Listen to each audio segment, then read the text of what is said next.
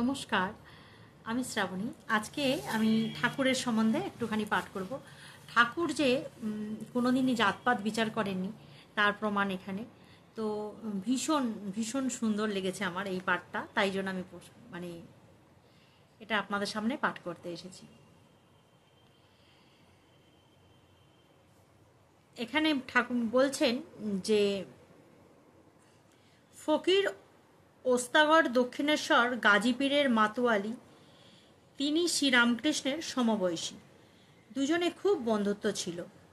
তিনি প্রায়ই দক্ষিণেশ্বরে ঠাকুরঘরের উত্তর দিকের বারান্দায় বসে তার সঙ্গে ধর্ম ও সাধনা প্রসঙ্গে আলোচনা করতেন। কথা বলতে বলতে অনেক সময় ফকিরের চোখ দিয়ে জল পড়ত। ঠাকুর তাকে কিছু না কিছু খেতে দিতেন। ফকির সাহেবও হৃষ্টচিত্তে তা গ্রহণ করতেন। গলব্যাধি নিরাময়ের উদ্দেশ্যে ঠাকুর দক্ষিণেশ্বর ছেড়ে কলকাতায় এলেও ওস্তাগরের উত্তরের বারান্দার আগমন রহিত হয়নি। মানে যখন ঠাকুরের অসুখ হলো তখন ঠাকুর ওখান থেকে চলে এলেন, কিন্তু সেই মানুষটি কিন্তু ঠাকুরের সেই দক্ষিণেশ্বরের মানে ঠাকুর দক্ষিণেশ্বর ছেড়ে কলকাতা এলেও ওস্তাগরের উত্তরের বারান্দার আগমন রহিত, মানে উত্তরের বারান্দা তিনি প্রত্যেক দিন আসতেন। তিনি নিজের মনে কোরআন পাঠ করতেন, এই বিশ্বাসে যে পরমহংসদেব অসুস্থ হয়ে ঘরের মধ্যে আছেন এবং তার কোরআন পাঠ মন দিয়ে শুনছেন। যেদিন তিনি শুনলেন যে পরমহংসদেব আর ইহজগতে নেই, তিনি এতই শোকার্ত হলেন যে সে বছর শেষ দিকে তিনিও ধরাধাম ত্যাগ করলেন। রসিক ম্যাথর কালীবাড়ির নর্দমা ও বাবুদের পায়খানা পরিষ্কারের কাজে বহাল ছিলেন। তার অতিরিক্ত কাজ ছিল ঠাকুরের ঘর থেকে পঞ্চবটি যাওয়ার রাস্তাটি পরিষ্কার রাখা। রসিককে দেখে যে কত বাইরের লোক আসছে ঢুকছে ঠাকুরের ঘরে, আর তারা কৃতার্থ হয়ে যাচ্ছে, অথচ সে এই কালীবাড়িতেই পড়ে রয়েছে, তার নিজের কিছু পরকালের কাজ হচ্ছে না। রসিক সুযোগ বুঝে তার দুঃখের কথা নহবতের শ্রীশ্রী মাকে জানায়। মা সে কথা ঠাকুরকে জানালে ঠাকুর বলেন, ঠিক আছে, সে হবে একদিন। পরে একদিন ঠাকুর পঞ্চবটি থেকে ফিরছেন। রসিক ঠাকুরের ঘরের কাছে দাঁড়িয়ে আছেন। ঠাকুর রসিককে বললেন, রসকে, এদিকে আয়। রসিক ছুটলেন সেই দিকে। ঠাকুরের কাছাকাছি গিয়েই তিনি মাটিতে শুয়ে সাষ্টাঙ্গে প্রণিপাত জানালেন। ঠাকুর রসিককে তুলে আলিঙ্গন করে বললেন, তোর হয়ে গেল। রসিক পরিতৃপ্ত হলেন। রসিকের বিশ্বাস ছিল যে তার মৃত্যুকালে ঠাকুর এসে নিয়ে যাবেন। যেদিন রসিক প্রয়াত হবেন সেদিন তিনি স্ত্রীকে বললেন, আমাকে হরিতলায় নিয়ে চলো, পাশে কম্বলের আসন বিছিয়ে রাখো, বাবা আসবেন, চারধারে গঙ্গা জল ছিটিয়ে দাও, ধুনো দাও। অন্তিম মুহূর্তে রসিক তার ডান হাতের ওপর দিকে তুলে বলেছিলেন, বাবা এসেছে আমাকে নিতে, যাই বাবা। রসিক চিরকালের জন্য চোখ বন্ধ করলেন। আমার না মনে হয় এই যে বইগুলো পাঠ করলে আমার এটা মনে হয় যে আমরা আমাদের হচ্ছে বিশ্বাসেই সব কিছু।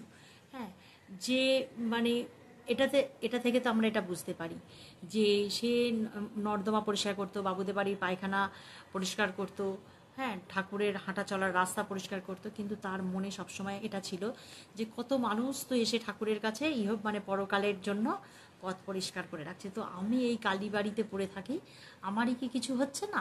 তো এই চিন্তা ভাবনা করে যখন তিনি শ্রী মাকে তার কথা জানালেন, তখন মা আবার ঠাকুরকে তার কথা জানালেন। তখন ঠাকুর যখনই তাকে আলিঙ্গন করলেন, তখন সেই রসিক ম্যাথর ভাবলেন যে আমার সমস্ত কর্ম ঠিকঠাক হলো, বাবা নিশ্চয়ই মৃত্যুর সময় আমাকে নিতে আসবেন। তার যে এই বিশ্বাস ছিল মনের মধ্যে, তার বিশ্বাসই হলো, মানে সে তার মৃত্যুর সময় তার স্ত্রীকে বলে গেল যে পাশে কম্বল বিছিয়ে রাখো গঙ্গা জল দিয়ে, বাবা আসবেন আমাকে নিতে। তো সত্যি সত্যি ঠাকুর এসেছিলেন। হাত তুলে মৃত্যুর সময় সে হাত তুলে বলল যে বাবা এসেছেন আমাকে নিতে। তো এত সুন্দর। এই যে এখানে আরেকবার বলছে, খাতির মিস্ত্রি দক্ষিণেশ্বরের মুসলমান পাড়ার বাসিন্দা। শৈশবকাল থেকে তিনি শ্রী রামকৃষ্ণের সান্নিধ্য লাভ করেছেন। তার বাবা কালীবাড়ির রাজমিস্ত্রির কাজ করতেন, সেই সূত্রেই তার সঙ্গে ঠাকুরের আলাপ। শৈশবে মা বাবাকে হারিয়ে দিদিমা জাহিদা বিবির কাছে মানুষ হন। জাহিদা বিবিও শ্রী রামকৃষ্ণকে খুব শ্রদ্ধা করতেন। জাহিদা বিবি খুব গরিব, তাগা তাবিজ পানি পড়া ইত্যাদির মাধ্যমে দিন গুজরান করতেন।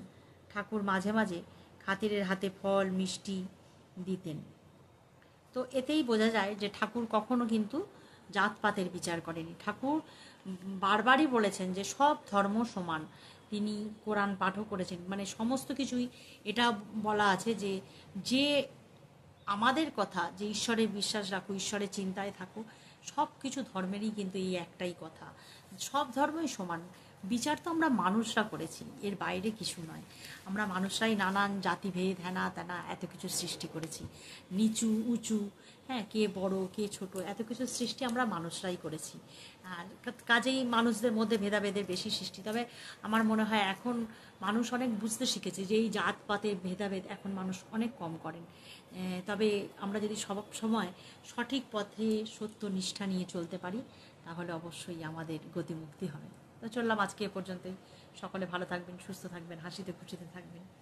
আবার আসবো অন্য কোনো দিন, অন্য কোনো আলোচনা বা অন্য কোনো পাঠ।